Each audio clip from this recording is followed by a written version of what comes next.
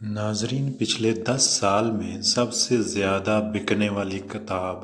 गम ना करें के मुसन्निफ़ डॉक्टर आइज़ अल-कर्नी कहते हैं,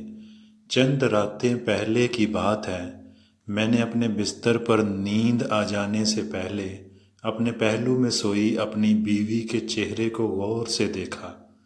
उसकी प्यारी सी और नर्मो नाजुक शक्ल पर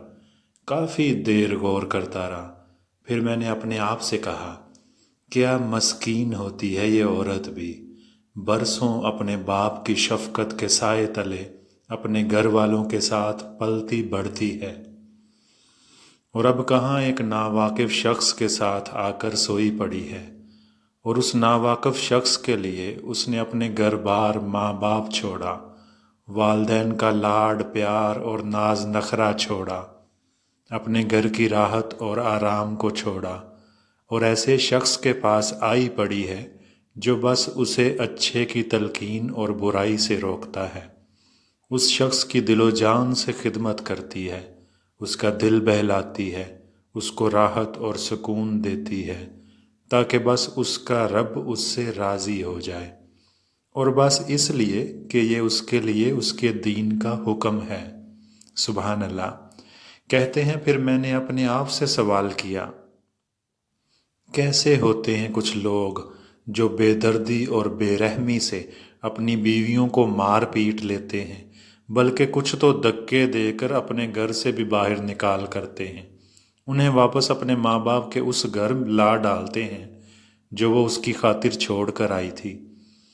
कैसे होते हैं कुछ लोग जो बीवियों को घर में डालकर दोस्तों के साथ निकल खड़े होते हैं, होटलों में जाकर वो कुछ खाते पीते हैं जिसका उनके घर में तसव्वुर भी नहीं किया जा सकता। कैसे होते हैं कुछ लोग जिनके बाहर उठने बैठने का दौरानिया उनके अपने बीवी बच्चों के पास उठने बैठने के दौरानिए से ज़्यादा होता है।